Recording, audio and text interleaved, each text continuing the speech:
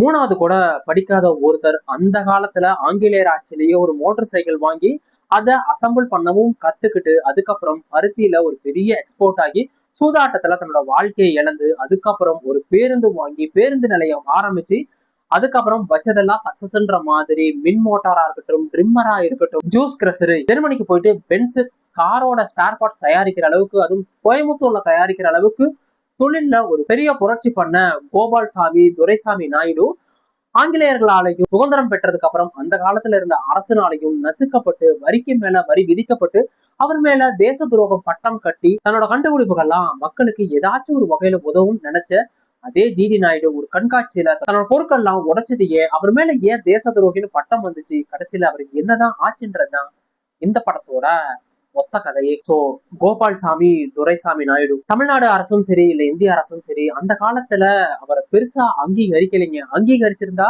இந்நேரம் இந்தியாவில பாத்தீங்கன்னா ஒரு எடிசன் மாதிரி வளர்ந்திருப்பாரு. மூணாவது கூட முடிக்காத ஒரு நபர் அந்த காலத்திலேயே ஒரு மோட்டரை பைக்கை பிரிச்சு மேஞ்சி அதுல என்னதான் இருக்குன்னு தெரிஞ்சதுக்கு அப்புறம் தமிழ்நாட்டுல சொந்தமா மின் மோட்டார் தயாரிச்சு ரேசர் பிளேடு வரைக்கும் இன்னைக்கு நம்ம யூஸ் பண்ணிட்டு இருக்க ட்ரிம்மர் பாத்தீங்களா அது முதல்ல கண்டுபிடிச்சது அவர் தான்.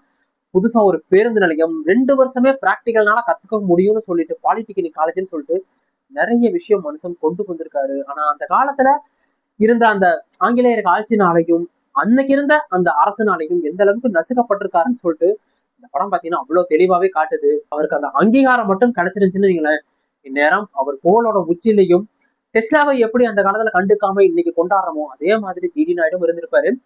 மாதவனுக்கு பாத்தீங்கன்னா ஒரு பெரிய ஹேட்ஸ் ஆஃப். இந்திய ஹீரோவோட மறைந்த வரலாறை பாத்தீங்கன்னா அவர் எடுத்து எடுத்து படமாக்குறாரு. இதுக்கு முன்னாடியே ராக்கெட்ரின்னு சொல்லிட்டு நம்பி நாராயணோட வாழ்க்கையை எடுத்திருப்பாரு. அவருமே பாத்தீங்கன்னா இந்தியாவுக்காக எவ்வளவுதான் கடுமையா ஒர்க் பண்ணா கூட அவரையும் தேச துரோகின்னு பட்டம் கட்டி அவரோட வாழ்க்கையே முடக்கி அவருக்கு கிடைக்க வேண்டிய அங்கீகாரம்லாம் அந்த காலத்துல கிடைக்காம போனுச்சு. அதே மாதிரி ஜிடி நாயுடுவும் பத்தி அவர் எடுத்திருக்காரு.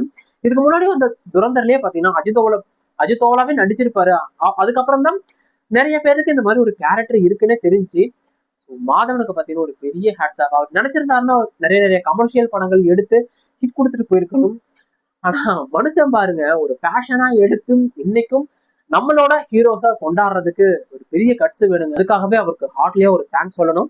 இதை தவிர கொடுத்த ரோல பாத்தீங்கன்னா எல்லாமே நீட்டா பண்ணிருக்காங்க. துஷாரா விஜயனுக்கு இன்னும் கொஞ்சம் பெட்டரா கொடுத்துருக்கலாம்னு தோணுச்சு. சத்யராஜோட கேரக்டரும் சரி ஜெயராமோட கேரக்டரும் சரி டாப் நாச்சா இருந்துச்சு. வாய்ப்பு கிடைச்சா அந்த படத்தை கொண்டு வாட்ச் பண்ணி பாருங்க.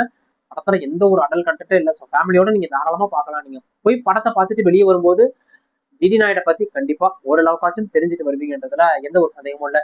இந்த வீடியோ பிடிச்சதா வீடியோ லைக் கொடுத்துருங்க. அப்படி சப்ஸ்கிரைப் பண்ணுறதுக்கு பக்கத்துல இருக்க பெல் ஐகானை கிளிக் பண்ணீங்க. 2 வீடியோ வந்து பாக்குறேன். அது வரைக்கும் என்ன கீப் வாட்சிங் keep supporting subscribe to movies review Tamil.